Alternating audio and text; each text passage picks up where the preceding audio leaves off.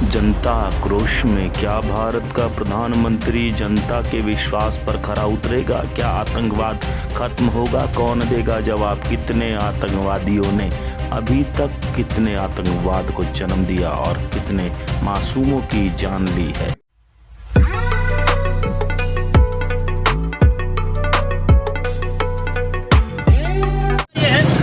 कितना बड़ा हो चुका है, पूरे भारत में कहीं ना कहीं आंदोलन चल रहा है, प्रदर्शन चल रहा है, पाकिस्तान के खिलाफ लोग बोल रहे हैं, मगर पाकिस्तान के खिलाफ ही क्यों हर बार कहीं ना कोई हमला होता है। कौन है ये हमलावर जो पाकिस्तान से जुड़े हुए हैं और पाकिस्तान हिंदुस्तान को बर्बाद करना चाहता, भारत को बर्बाद करना चाहता? भारत की राजनीति में कहीं ना कहीं इसका है ये षड्यंत्र, जिसने पूरे भारत नहीं पूरी दुनिया को हिला दिया है, दूर कर दिया है, कमजोर कर दिया है। और अभी तक कुछ नहीं पता लगा कि ये हमला किसने करवाया, कितने हमले हुए और कितने हमलों में कहीं ना कहीं उन लोगों ने कुर्बानियाँ दी, उन मासूम लोगों की कुर्बानियाँ दी गई जिनका कोई भी किसी चीज़ से लेना देना नहीं था। हंसता खेलता परिवार, 28 परिवार जो बर्बाद हो गया, मगर पूरे भारत में जो हलचल मची उस पर बात करेंगे। क्या नाम है सर आपका? मोहन देवतवाल। क्या कहेंगे हम लोग पर? 1947 में हिंदुस्तान आज़ाद हुआ, जो देश आज़ाद हुआ हमने मिलकर लड़ाई लड़ी थी, लेकिन धर्म के नाम पे उन्होंने देश का बंटवारा किया। बंटवारा करके वो उधर चले गए, पाकिस्तान नाम बना लिया, हमारा हिंदुस्तान रह गया। जितनी आज आबादी पाकिस्तान में है उससे कहीं ज़्यादा मुस्लिम यहाँ हिंदुस्तान में रहते हैं। वहाँ पे 28% हिंदू था, आज वहाँ 1% हिंदू भी नहीं रहा। करते करते हमने उनको तिरपाल दिया, रहने के लिए शेड दी। 1960 में हमने जल संधि करी, उनको पानी दिया, पानी खेतों तक पहुंचाने के लिए, नहर बनाने के लिए पैसा दिया, और वो नहरें पहुंचाने थे हमने हिंदुस्तान की 3 नहरें उनको दी और 2 नहरें हिंदुस्तान में रखी। 5 नहरें पाकिस्तान की सीमा से मिलती हैं। अगर वो 3 नहरें पंजाब और हरियाणा की तरफ मोड़ दी जाती तो जल संकट यहाँ पे पैदा नहीं होता। इतना सब कुछ देने के बाद वो तब से लेके आज तक हमें आंखें दिखा रहा है और 2 बार युद्ध कर चुका है, घुसपैठ करता है, आतंकी भेजता है। पूरे पाकिस्तान में 3000 मदरसे चलते हैं, हर मदरसा 1 साल में 10 आतंकी देता है। तो आप हिसाब लगा लीजिए, 30,000 आतंकी हर साल पैदा होते हैं और वो हिंदुस्तान के अंदर घुसपैठ करते हैं। लेकिन उससे ज़्यादा हमारे हिंदुस्तान के अंदर भी उनके मुखबिर बैठे हुए हैं। वो लोग कैसे अंदर आ जाते हैं, कैसे उनको पता लग जाता है, कैसे वो पहचान करते हैं। हिंदुओं की पहचान नाम पूछकर की गई, कलमा पढ़ना आता है तो पूछा और उनके कपड़े उतार कर देखा तो क्या ये हमें खतवा करा लेना चाहिए? इस प्रकार से हम अगर करेंगे, एक कांग्रेसी नेता भी बोलता है कि अगर आपको कलमा पढ़ना आता तो आप नहीं मारे जाते, लेकिन उन्होंने चुन चुन कर पुरुषों को मारा, महिलाओं को नहीं मारा। महिलाओं को रोने के लिए छोड़ दिया, उनके बच्चों को रोने के लिए छोड़ दिया, उनके परिवारों को रोने के लिए छोड़ दिया। ऐसे हिंदुस्तान के अंदर कोई आतंकी बचना नहीं चाहिए और घर के अंदर गृह युद्ध भी होता है तो चुन चुन कर मारना चाहिए और पाकिस्तान के अंदर घुसकर ऐसे आतंकियों के सारे ठिकाने खत्म करने चाहिए और चुन चुन कर उनके जो आका हैं उनको भी मारना चाहिए। कैसे पता लगेगा कौन उनके आका है? इंटेलिजेंस है, बिल्कुल है, सब कुछ सरकार के पास है। और आप कुछ ही घंटों में देख लेना, पाकिस्तान 3 दिन के अंदर हाहाकार करेगा। पानी रोक दिया सरकार ने, अटैक अभी करने वाले हैं और हम सेना पे जाने के लिए तैयार हैं। हम बंकर में बैठकर गोली चलाने के लिए तैयार हैं। हमें रसद दो, हम यहाँ का एक एक हिंदुस्तानी तैयार है पाकिस्तान को मुंह तोड़ जवाब देने के लिए। कहीं ना कहीं भारत के प्रधानमंत्री पर आरोप लग रहे हैं कि आपकी साजिश है, आपका कहीं आपका दोष है जो आपने हिंदू मुस्लिम करवाया। ये वो सब लोग हैं जिन्होंने धारा 370 हटा के कश्मीर के अंदर शांति दी। ये वो लोग हैं जो इनको सहन नहीं हो रहा कि वहाँ के नौजवानों को रोजगार दिया। आज वहाँ का नौजवान 5-5 हज़ार रुपये पर डे कमा रहा है। 2 करोड़ हिंदुस्तानी यहाँ से पर्यटक बन के वहाँ जाते हैं जहाँ 500 लोग भी नहीं जाते थे। आज वो अपना रोजगार, उनके लिए रोजगार खोता हुआ दिखाई दे रहा है, इसलिए वो भी खड़े हुए हैं आक्रोश में कि हमारा रोजगार छिन गया। अब कौन जाएगा पर्यटक बनकर? वो मोदी जी पे आरोप लगा रहे हैं कि उन्होंने अटैक किया। अरे मोदी जी ने अटैक किया होता तो यहाँ का एक भी मुसलमान नहीं बसता। अच्छा, आप क्या मांग होगी? आपकी क्या मांग होगी? आपने बताइए, आप क्या चाहोगे? मेरी सरकार से मेरी गोली मारी जाए या उनसे कुछ पूछताछ की जाए? मेरी सरकार से ये मांग है, जो घर में दुश्मन बैठे हैं उनको भी मारा जाए और जो पाकिस्तान में बैठे हैं उनको भी घर में घुसकर मारा जाए। आप मारा जाए, क्या जनता की मांग है? तो कैसे पता लगेगा ये हमला कौन करवाता? अंदर वाला कौन है, बाहर वाला? ये सबको पता है कि उनका धर्म क्या है। आतंकी का धर्म एक ही है, सबको पता है आतंकी का धर्म इस्लाम है।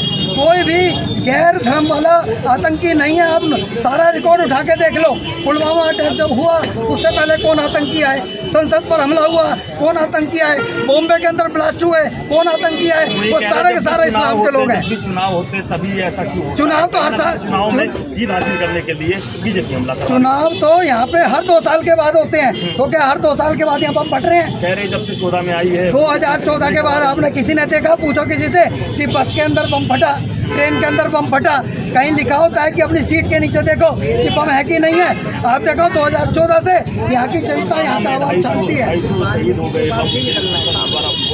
300 उन्होंने मार दिए, मगर ये नहीं पता लगा हमला पाकिस्तान ने किया, स्पष्ट है। आज पूरा वर्ल्ड बोल रहा है कि पाकिस्तान ने हमला किया, इसमें कोई दो राय नहीं है। अच्छा, कैसे कम होगा ये आतंकवाद? भारत में जो जनता डरी हुई है, सहमी हुई है, घूमने जाने में कहीं ना कहीं दिक्कत हो रही है, डर रहे हैं परिवार। देखो योगी जैसा सीएम जो यूपी के अंदर बैठा है, जहाँ पे 66 करोड़ लोग पहुँचे, एक कील भी, एक सुई भी नहीं करी, एक भी हमला नहीं हुआ, ऐसा योगी, ऐसा सीएम अगर देश का नेतृत्व करेगा तो एक भी कहीं भी बम नहीं फटेगा। लोग ये कह रहे हैं पहले मोदी के नारे लगते थे, मोदी आना चाहिए, अब योगी के नारे लग रहे हैं। क्या है ये? देखो हमारा आदमी आ जाता है और फिर काम से नहीं, हमारा कोई भी नेतृत्व आए, भारतीय जनता पार्टी का स्पष्ट ने वो रहा है। हम 1952 से बोल रहे हैं, जहाँ हुआ बलिदान मुखर्जी वो कश्मीर हमारा है, वो कश्मीर हमने लिया, कश्मीर हमने हाथ से नहीं जाने दिया। और अब पीओके की तैयारी है, पीओके भी हम लेकर आएंगे और पाकिस्तान का नाबूद कर देंगे। चलिए, आप क्या क्या कहते हैं लोगों को जानकर भारत में कहीं ना कहीं आतंकवाद बढ़ाने वाले लोगों के ऊपर क्या कार्रवाई होनी चाहिए? अंदर के भेदी कौन है जो भारत को बदनाम कर रहे हैं और भारत को कहीं ना कहीं बर्बाद भी कर रहे हैं? मोदी का नारा जो था कहीं ना कहीं अब वो फीका पड़ता हुआ नजर आ रहा है। मोदी क्या 3 वादे कर पानी बंद कर क्या देशद्रोही को जो घर में बैठे हुए उनको निकाल पाएंगे? क्या इनके ऊपर नार्को टेस्ट होगा? क्या जानकारी मिलने के बाद आगे क्या होगा? इस वीडियो में बने रहना और लोगों से जानते हैं, और भी देशभक्तों से जानते हैं कि हमला तो हो रहा है मगर भारत की जनता कहीं ना कहीं मोदी जी पर भरोसा कर रही है। कितना भरोसा कर रही है उसको जानते हैं और किस विश्वास के साथ आतंकवाद को खत्म करने की मांग रखेंगे और क्या मांगे। क्या नाम है सर आपका? मेरा नाम मनोज त्यागी है।